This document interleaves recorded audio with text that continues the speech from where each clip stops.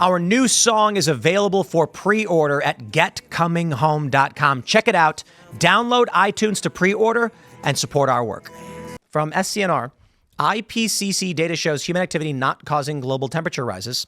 Scientists, quote, these findings call for a fundamental reconsideration of the current man-made climate change narrative. They say the data in a report from the Intergovernmental Panel on Climate Change suggests that Earth's warming trend over the past 2 decades may not be attributable to human-related activity. Experts analyzing the report point to changes in the planet's albedo, the fraction of the sun's energy reflected by the Earth, as the factor driving the rise in global temperatures. Albedo fluctuations have caused Earth to reflect less solar energy and absorb more, leading to the warming trend frequently cited by activists, advocates, and policymakers focused on addressing climate change. In a recent interview with SCNR, Ned Nikolov, PhD, a scientist specializing in climate cosmology and astrophysics, expressed concerns about the integrity of the IPCC reports, accusing the panel of manipulating the data. Now, I'm going to pause here and just say this, right? I guarantee you're going to get pushback. The corporate press is going to say, no, this is not correct. These scientists are not experts, even though they're PhD scientists. They're going to say, no, all the experts agree. But I turn only to this, which will delight Elaad, to show you that climate change is over. Don't believe me? Listen to a minute from Greta Thunberg. In Palestine and all over the world, the fight against colonialism and corporations' destruction of the planet are intrinsically linked. Look at Chevron. Everyone knows that Chevron is one of the world's biggest climate criminals. But the oil giant is also fueling Israel's genocide in Palestine. As Israel bombs hospitals, homes, and schools in Gaza, Chevron supplies them with energy from 2 Israeli-claimed gas fields in the Mediterranean, making millions in the process. Ending Israel's genocide in Gaza and Israeli apartheid is a climate justice issue. Israel is destroying Palestinian lives, but also destroying Palestinian lands and resources through its warfare and industries that pollute and destroy the environment. We cannot stand by and do nothing. I'm joining Palestinian global calls to boycott Chevron. Together we are calling for Chevron to withdraw from its projects with Israel.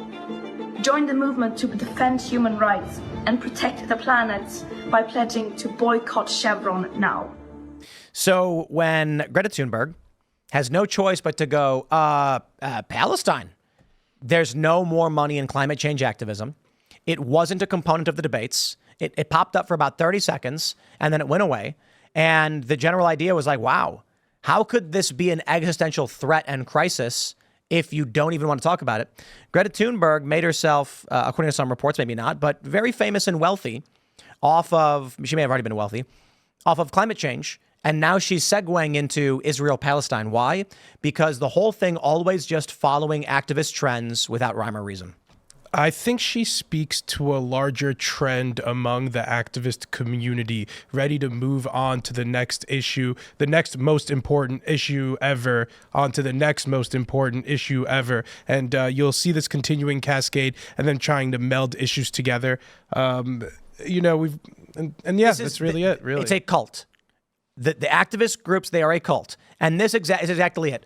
When the people are all rallied around saying climate change, and she sits outside and refuses to go to school, they prop her up and put her on TV. But now nobody wants to put her on TV anymore. Why? Well, because Israel-Palestine is the big issue. So what does she do? She falls in line and segues now to, yes, but Chevron makes money selling gas to Israel. It doesn't even make sense because there's so many other oil-rich countries in the Middle East that are producing a ton of oil. A lot. Israel, Saudi Arabia. Saudi Arabia, Iran, Kuwait. There's a ton of countries in the Middle East that are doing this. And like, why are we talking about Israel? If you're worried about oil production, Israel isn't responsible for the Saudi Arabia, Iran, Saudi Arabia, a lot of these countries, Russia, and it really makes no sense.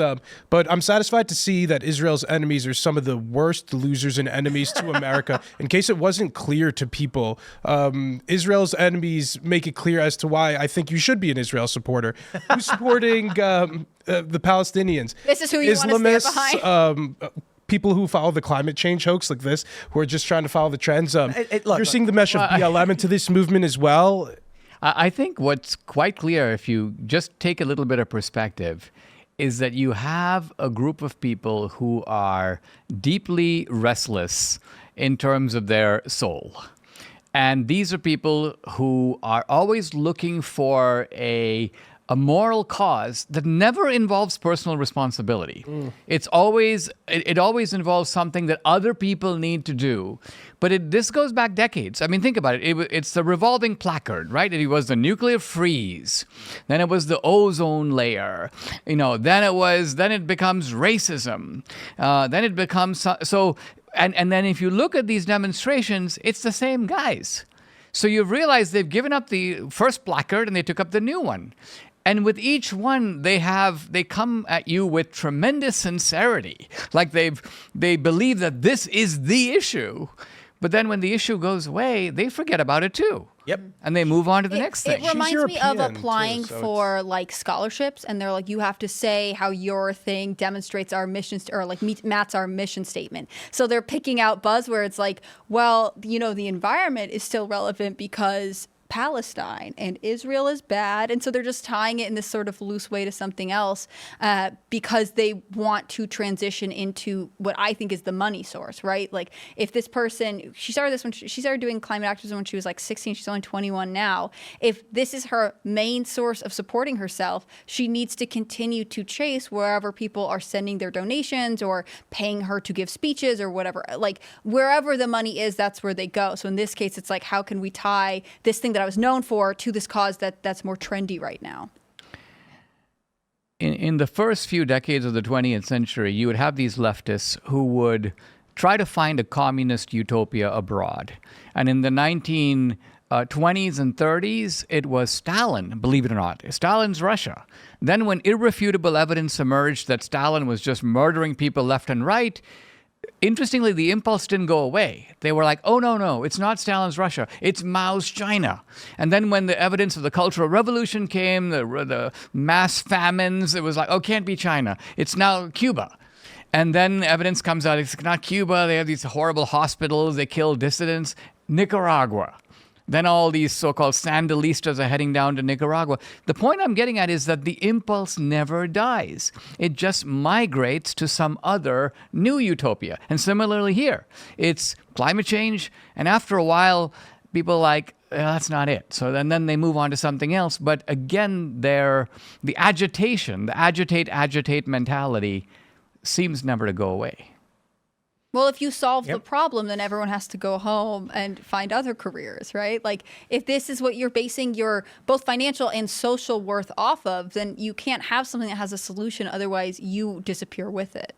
And then what's happening here is that the professional activists who are making a living off of that particular placard become kind of annoyed when a new placard shows up. So then they have to hitch their placard to the new placard. And that's really what's going on with Greta Thunberg here. She has to now climb on the new bandwagon. There's no environmental object behind her as far as I can see. It's Palestine. Right. She's converted to the new trend. I mean, the fact that Saudi Arabia had the petrodollar deal with the United States for 50 years and is a massive oil producing nation, and she's like, I don't know.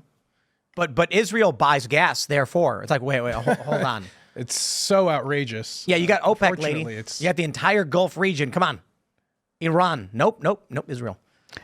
She could come out and be like... It's very interesting, the choice, right? I mean, Qatar's got a lot of oil. She's not denouncing Qatar. Russia's got a lot of oil. No. And Chevron has been the target of a lot of domestic environmental protests this summer, right? Like, there are all kinds of people camped out out of all kinds of... I mean, it's not just Chevron. It's like major corporations in America saying it was part of this Summer of Heat campaign. And so they would be like, you're ruining our lives by supporting oil.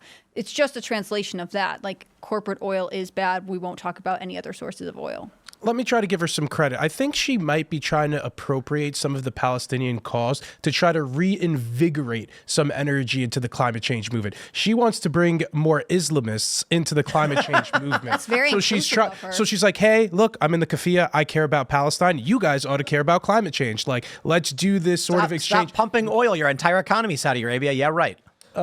Just so as far, and I think that's part of it, like the camaraderie, the idea of her trying to, it's funny because the BDS people, they don't boycott Chevron.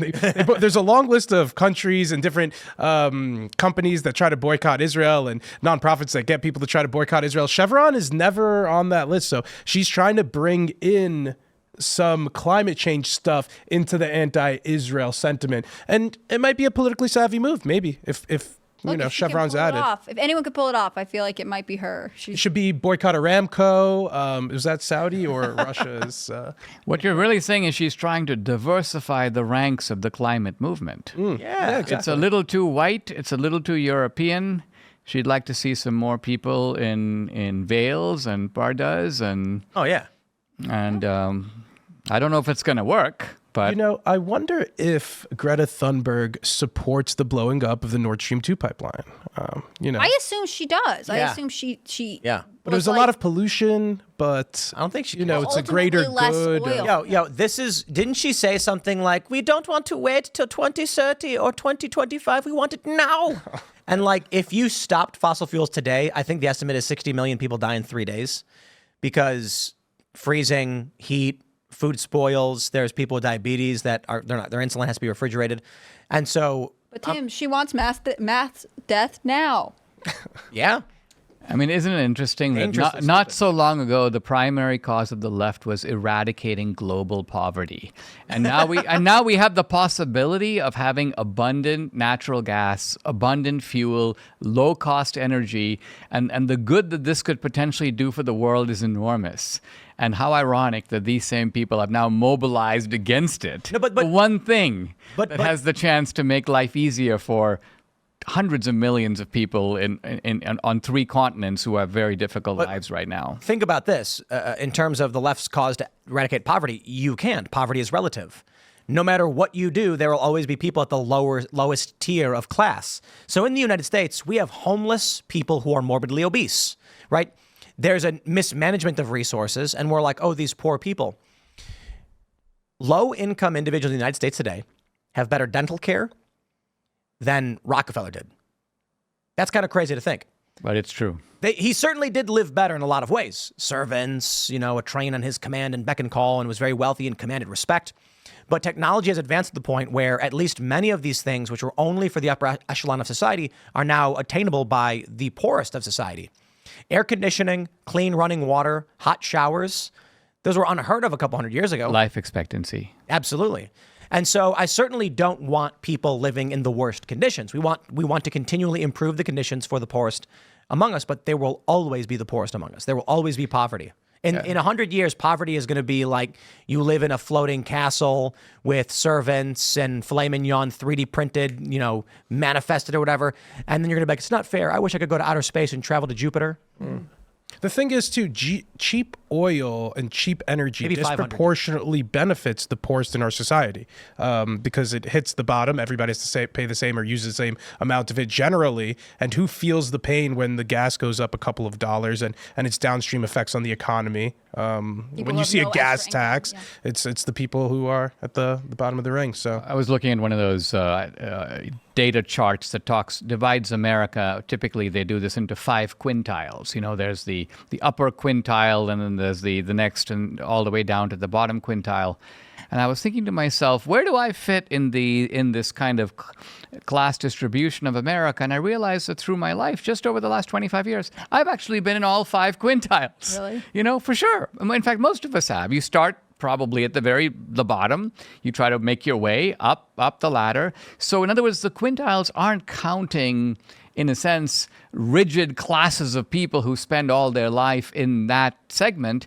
They are actually measuring the way one goes through life and hopefully improves your condition. Obviously, there are people who also have downward mobility as well as upward.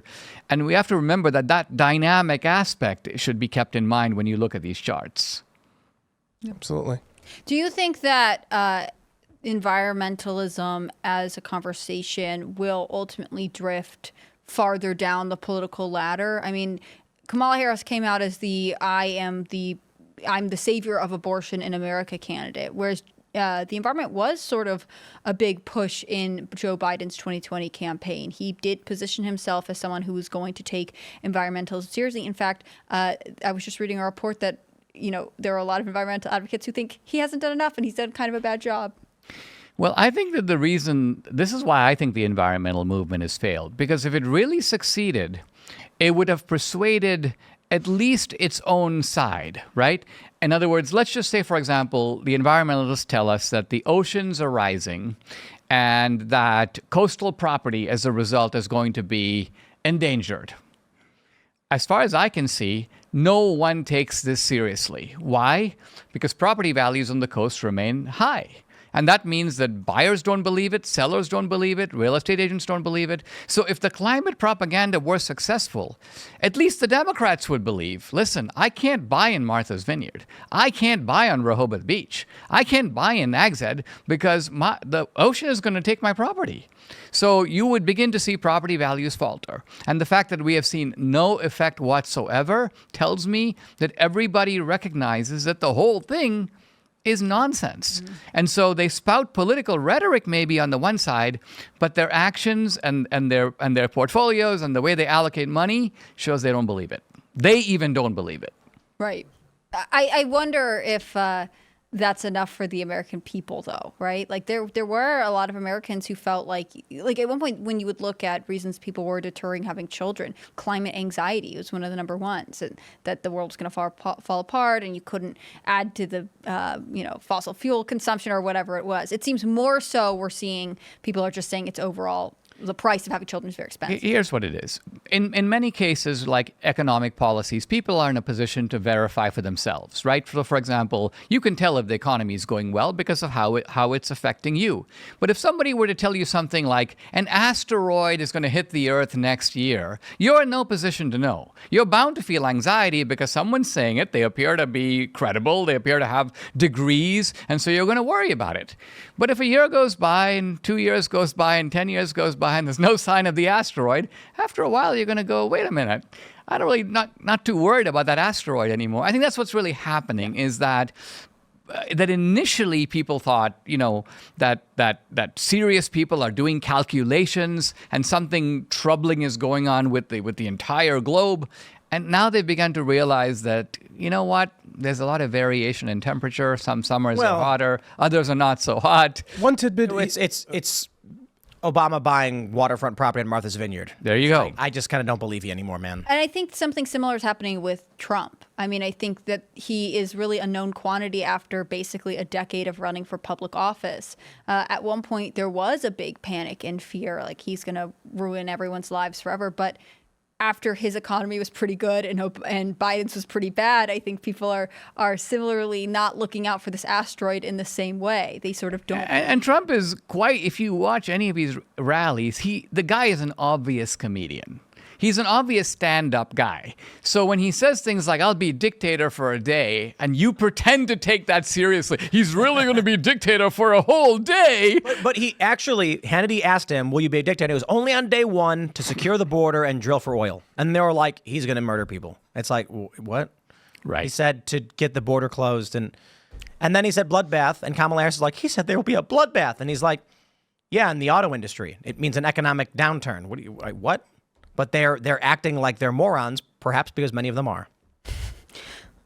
This Greta person stinks. I never want to hear about her ever again. I looked her up to see, like, what is she up to these days? Because, again, she made her... I remember I had a teacher in high school who was like, I heard her speak at the UN. It was really impactful. And,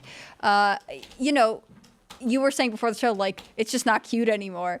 And I was trying to see, like, is she in college? Like, does she run a group? And all I can find are these, like, honorary doctorates that have been conferred to her by all of these universities. Yeah. I mean, she's such a weird creature. I think what it is that they're almost daring us to make fun of her, knowing that the moment we do, they will immediately turn on us and accuse us of being horribly insensitive and so on. And so we hold back, we resist. And it's like a little game that they're playing. I don't know. I kind of like this idea. If the cause that you champion isn't popular, just attach it to a separate cause, and that's how you can get your cause across. Did you guys hear about the Magic the Gathering scandal? Well, it's the Democrats. The Hillary Clinton and Kamala Harris. So they banned some magic cards. You're doing it the wrong way. Israel was involved. You don't understand what's really trendy right now. Netanyahu personally called Hasbro and said, "I want to ban Jeweled Lotus," and so it was the Jeweled Lotus was stolen by the Jews in Israel, and they wanted it all for themselves. They want to crash the market. But Tim had to explain this whole thing to me before the show. I was completely clueless. I was playing a video going over the news of the day, but actually for us, it would have to be more like Iran and Hezbollah called Wizards of the Coast, and they were like, ban this, and we're like, oh no, and it's like, she's the need to wipe them off the map now. Last thing on climate change, Iran because they banned the cards. Last thing on climate change. Even if the United States got to net zero, I think we only contribute something like 15 or 20% of the world's global emissions.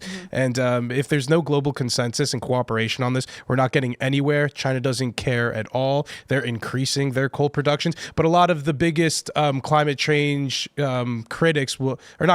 biggest proponents of climate change will not blame China and say they're, a role model in the Wasn't this a part of NAFTA too? Like Trump was like, NAFTA's a terrible deal. And one of the problems is there were all kinds of environmental, like carbon emission reduction requirements that Mexico just did not meet. Yeah. And it was sort of like, you guys should do that. And they'd be like, we're probably not going to. And then America would still continue to be like, well, ban plastic straws and whatever else. Like there are countries that are actually, they're producing more in terms of emissions, and we just can't do anything to stop them, and we all know it's hard to blame them too, because they're not doing this because they're like, oh, screw the planet and we want to contribute to pollution. They're doing this because cheap energy is good for their people, and it helps with the economic development of their country. So you're asking these countries to sacrifice the well-being of the people in your country, make everything in the country more expensive. Why? Because some chart from some scientist says something in the future in 50 or 100 years might happen. There's another factor here that's going on, and this is something that was figured out internally in the country through the civil rights movement by the blacks, but it's now been figured out by the rest of the world with regard to the West. And that is, the West is the only civilization that is plagued by guilt over its own success. No one else feels this way. If you go to other countries and talk about the Indo-Pakistan War, the Indians will say things like, well, we had a war and we won, and that's that. And there's no further need for discussion beyond the fact that we defeated you and we took all this territory and we're not giving it back because we got it. It's only the West where you can say things like, hey, listen, you've had all this development and now you now need to pay us. You now need to turn over some of this wealth to us. As long as the West is willing to take out its wallet when that happens, the rest of the world realizes that guilt is a highly profitable business. Mm-hmm. Yep. And so the Indians and the Chinese, you've just got to realize that they will mouth the slogans of climate change because they have been initiated into a game that the West has invented, that they have now learned how to play. They have no intention of actually doing anything, or restricting their own development. That would be insane. They would have to face their own people if they did that. They have no intention of even going there. But they recognize that when they go to the UN, they're going to show climate sensitivity and use all the appropriate climate emergency and so on. But it's ultimately the West that has brought this, I think, in this problem on itself because of its demonstrated willingness to be suckered in this way. Thanks for watching this clip from Timcast IRL. Make sure to check out the live show Monday through Friday at 8 p.m. on this channel. Subscribe and we'll see you all there.